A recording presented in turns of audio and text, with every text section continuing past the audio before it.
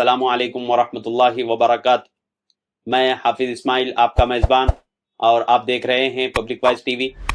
चलिए नाजरीन, आज की एक अहम खबर की तरफ हम रुख करते हैं। असलम नबी पटेल पोलकपल्ली ने गोपाल राव कट्टीमनी को दी मुबारकबाद। सामाइन, तालुका चिंचोली के पोलकपल्ली आईबी में जनाब गोपाल राव कट्टीमनी समाजी कारकुन चिंचोली उनके जन्मदिन के मौके पर जनाब असलम नबी पटेल पोलकपल्ली हाल मुकीम मुंबई सीनियर कांग्रेस लीडर ने दावत का इंतजाम किया और जनाब गोपाल राव कट्टीमनी को उनके जन्मदिन पर मुबारकबाद पेश की। इस मौके पर कट्टीमनी ने सहाफ़ियों से बात करते हुए कहा कि असलम पटेल को मैं अपने भाई की तरह मानता हूं। उन्होंने आज मुझे जो इज्जत दी है, मैं हमेशा उनका शुक्रगुजार रहूंगा। आपने मजीद कहा कि आप यानी असलम पटेल सियासत में सिर्फ मुंबई तक ही सीमित न रहें, बल्कि आपका आबाई इलाका चिंचोली को भी सियासी मैदान बनाएं। अगर आप इस इलाके को सियासी मैदान बनाते हैं तो हम आपका मुकम्मल तौर पर साथ देंगे, चाहे आपका किसी भी पार्टी से ताल्लुक़ हो। बादिये के जनाब असलम पटेल ने गुफ्तगू करते हुए कहा कि कट्टीमनी साहब ने मुझे इस काबिल समझा कि ये मेरे लिए गर्व की बात है, लेकिन मैंने हमेशा से हाईकमान के उसूलों पर अमल किया है। मेरी कोई ज़ाती राय इसमें नहीं है। आपने सहाफ़ियों के पूछे गए सवाल पर जवाब देते हुए कहा कि अगर हाईकमान मुझे जेडपी उम्मीदवार के लिए काबिल समझती है तो बखुशी मैं उसे कबूल करूंगा। आइए सुनते हैं उन्हीं की जुबानी।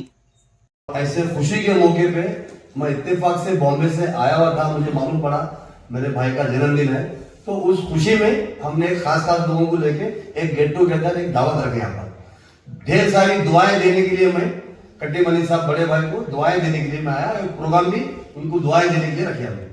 कोई पॉलिटिकल मामला नहीं है और कोई बात नहीं है, सिर्फ मेरे बड़े भाई है। हम दिल से उनकी इज्जत करते हैं, दिल से उनको मानते हैं कट्टीमनी साहब को, इसलिए ढेर सारी दुआएं देने के लिए, मुबारकबाद पेश करने के लिए मैं यहाँ पर आया।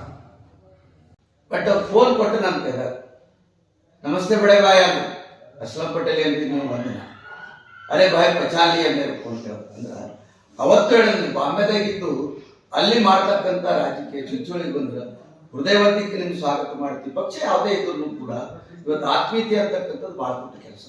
ನಾನು ಪದೇ ಪದೇ ಹೇಳ್ತೀನಿ, ನೀವು ಬಿಟ್ಟು ಬಾಂಬೆದಾಗಿರ್ಬೋದು, ಇವತ್ತೆಲ್ಲ ಸೆಟ್ಲ್ ಆಗಿರಿ, ಫ್ಯಾಮಿಲಿಯಲ್ಲಿ ಅದ, ಅನೇಕ ಬಿಸ್ನೆಸ್ಗಳದಾವ, ಆದ್ರೂ ಕೂಡ ರಾಜಕೀಯ ಒಂದು ಇದು ಮಾಡ್ಕೋಬೇಕಾದ್ರೆ ನೀವು ಚಿಂಚೋಳಿಗೆ ಬರ್ರಿ. ಬರ್ತಕ್ಕಂಥ ದಿನಗಳಲ್ಲಿ ಈಗ ಏನ್ ಭಾಳ ಆದ್ರೆ ಇನ್ನೊಂದು ಪೀರಿಯಡ್ದಾಗ ಇದು ಮುಗಿದೋದ್ರು ಜನರಲ್ ಅಂತಕ್ಕಂಥದ್ದು ಬರ್ಬೋದು, ಜಿಲ್ಲಾ ಪಂಚಾಯತ್ ಇವೆ, ನಾವೆಲ್ಲ ತನು ಮನ ಧನದಿಂದ ತುಂಬು ಹೃದಯದ ಕೆಲಸ ಮಾಡ್ತೀವಿ, ಬರ್ರಿ ಅಂತ ಹೇಳಿದ್ರು ನೈ ಭಯ ಸೋಸ್ತು ಅಂತಕ್ಕಂಥ ವಿಚಾರ ಅದ. ನಮ್ಗೇನು ನೋವಾಗ್ತಾ ಇದೆ ಅಂತಂದ್ರ, ಇಂಥ ಸಾಮಾಜಿಕವಾಗಿರ್ತಕ್ಕಂಥ ವ್ಯಕ್ತಿ ಜನರ ಸಮೂಹದಲ್ಲಿದ್ದು ಜನರಿಗೆ ಕಷ್ಟ ಸುಖಗಳ ಬಗ್ಗೆ ಇದು ಮಾಡಿಕೊಟ್ಟಾಗ ಜನ ನಮಗೆ ಮನ್ನಣೆ ಕೊಡ್ತಕ್ಕಂಥ ಸಂದರ್ಭದಲ್ಲಿ ಇಂಥ ಒಬ್ಬ ವ್ಯಕ್ತಿಗಳಲ್ಲಿ ಬಂದ್ರೆ ಬಹುಶಃ ರಾಜಕಾರಣಿಗಳು, ಅವ್ರು ಕಾಂಗ್ರೆಸ್ ಇರ್ಬೋದು, ನಾನು ಬಿಜೆಪಿ ಇರ್ಬೋದು, ಅವ್ರು ಒಂದು ಶಬ್ದ ಹೇಳಿದ್ರು, ನಾವು ಯಾವುದು ಪಾಲಿಟಿಕ್ಸ್ ಮಾಡ್ಲಿಕ್ಕಿಲ್ಲ, ನಮ್ಮ ಸೋದರಿಗಾಗಿ ಊಟ ಏರ್ಸ್ಕೊಂಡಿರ್ತೀವಿ, ಅದಕ್ಕಾಗಿ ಬೇರೆ ವಿಚಾರ ಇಲ್ಲ ಅಂತಕ್ಕಂಥದ್ದು ಬಹಳ ಅತ್ಯಂತ ದೊಡ್ಡವಾಗಿರ್ತಕ್ಕಂಥ ಮಾತಿದೆ, ಹೃದಯವಂತಿಕೆ ಮಾತಿದೆ. ಯಾಕಂದ್ರೆ ಒಬ್ಬ ವ್ಯಕ್ತಿ ನಾನು ಏನು ನನ್ನವರು ಅನ್ನುವಂಥ ಮಾತು ನಾನು ಮೊದಲೇನೆ ಹೇಳಿದೆ. ನಾನು ದಲಿತನಾಗಿರ್ತಕ್ಕಂಥ ಸಂದರ್ಭದಲ್ಲಿ ಅನೇಕ ಮುಸ್ಲಿಂ ಬಾಂಧವರು ನನ್ನ ಬಹಳ ಒಡನಾಟವನ್ನು ಹಂಚ್ಕೊಂಡಿರ್ತಕ್ಕಂಥದ್ದು ಒಂದು ಬಹಳ ಇವತ್ತು ಶ್ಲಾಘನೀಯ. ಅದನ್ನು ಇವತ್ತು ನಾನು ನೆನಪಿಸ್ಕೊಳ್ಬೇಕಾಗ್ತದೆ. ಅದಕ್ಕೆ ಉದಾಹರಣಾರ್ಥವಾಗಿ ಇವತ್ತೇನಪ್ಪ ಅಂತಂದ್ರೆ ಅಸ್ಲಂ ಪಟೇಲ್ ಅವರು ನನ್ನ ಒಂದು ಹುಟ್ಟುಹಬ್ಬದ ಪ್ರಯುಕ್ತವಾಗಿ ಇಲ್ಲಿ ಏನು ಭೋಜನಕೂಟ ಕೊಟ್ಟಿರ್ತಕ್ಕಂಥ ಸಂದರ್ಭದಲ್ಲಿ ಅವರಿಗೆ ನಾನು ದೇವರಲ್ಲಿ ಪ್ರಾರ್ಥನೆ ಮಾಡ್ತೀನಿ, ಅವರು ಪ್ರತಿಯೊಂದು ಹಂತದಲ್ಲಿ ಕೂಡ ಅವರಿಗೆ ಯಶಸ್ಸನ್ನು ದಯಪಾಲಿಸಲಿ. ನಾವು ಯಾವತ್ತೂ ಕೂಡ ಕಷ್ಟ ಸುಖ ಅಂತಕ್ಕಂಥ ಸಂದರ್ಭದಲ್ಲಿ ಅವ್ರ ಜೊತೆ ಭಾಗಿಯಾಗ್ತೀನಿ ಅಂತಕ್ಕಂಥ ಮಾತನ್ನು ಹೇಳಿ ನನ್ನ ಮಾತು ಮುಗಿಸ್ತೇನೆ. ಜೈ ಹಿಂದ್.